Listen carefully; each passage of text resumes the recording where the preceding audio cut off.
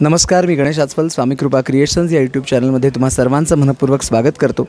मुंबईवरनं सकाळी प्रवास करत आम्ही सोनगावपर्यंत आलो आहे. कारण निमित्तही खास आहे.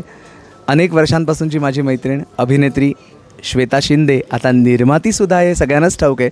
आणि देवमाणूसची निर्मिती तिने केलेली आहे. श्वेता, काय सांगशील की निर्माती तू आहेस, प्रसिद्ध निर्माती आहेस, प्रसिद्ध अभिनेत्री आहेस, देवमाणूसमधला अध्याय नेमका आम्हाला काय बघायला मिळणार आहे? ते मी अजिबात नाही सांगणार आहे. बरोबर. त्यामुळे पहिल्या प्रश्नाचं उत्तर नाही असं आहे. कारण माझी हीच इच्छा आहे की 2 जूनपासून सगळ्यांनी 10 वाजता येऊन हे बघायचं आहे की आम्ही मधल्या अध्यायात काय काय दाखवणार आहोत.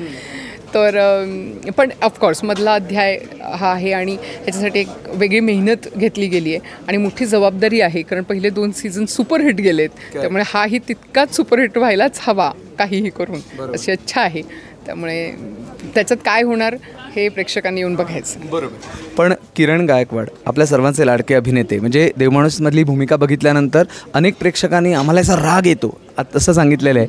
तर पुन्हा एकदा किरण गायकवाड या अध्यायात आहे, तर त्याविषयी पण सांग ना. किरण गायकवाडशिवाय हा अध्याय मी विचारच नाही करू शकत.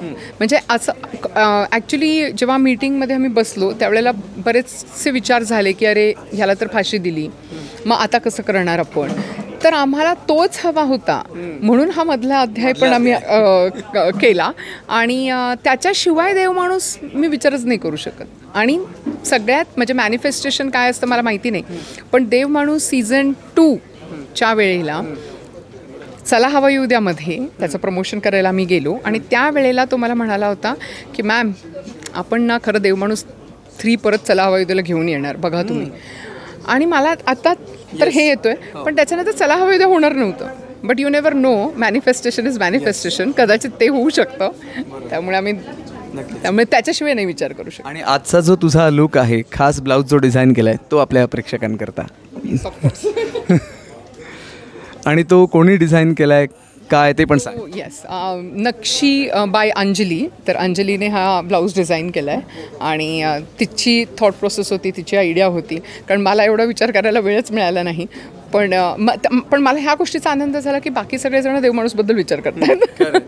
कारण तिने प्रोमो पाहिला आणि त्याच्यावरनं तिला वाटलं. तर मला ह्याचा आनंद आहे की तिने प्रोमो पाहिला, तिने हे ॲनलाईज केलं की रे हा लेडीज टेलर आहे, तर आपण काय करू शकतो, आणि ही आयडिया तिने प्रपोज केली. त्यामुळे आय एम व्हेरी हॅपी. आमच्या स्वामी कृपा क्रिएशन्सतर्फे तुला खूप खूप शुभेच्छा.